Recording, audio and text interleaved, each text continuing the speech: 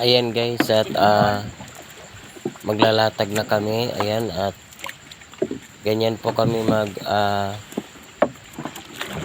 manual fishing mga lods.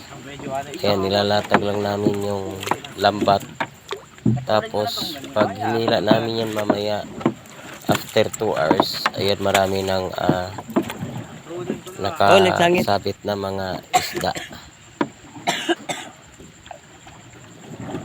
Pantay lang sa panmabunjang natin. Ito yung tinatawag sa amin dito mga lods sa Langariti. Ayan, sa gabi. Ayan, bali nilalatag namin po ng mga alas 6, tapos ihilain namin ng mga alas 8. Ayan.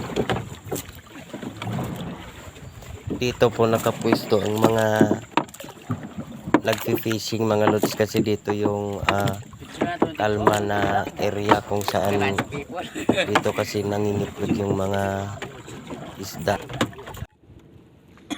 Ayan guys, nandito kami ngayon sa laot. Ayan, nandito kami para maglanggariti guys. Ayan yung mga kasamahan namin, no.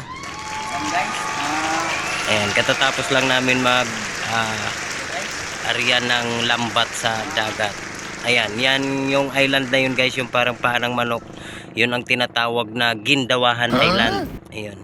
Dito po yung spot ng fishing area kung saan napakaraming isda dito, kasi ito yung tinatawag nilang Recrudo. Ayan, nandito kami sa Recrudo. Ayan. So paghapon dito guys, kanina ang ganda ng sunset dito tuwing hapon guys.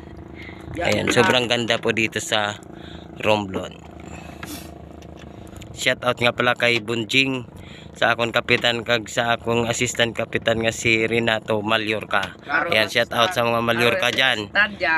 Ayan, kung bago kayo sa aking channel guys, please like and subscribe.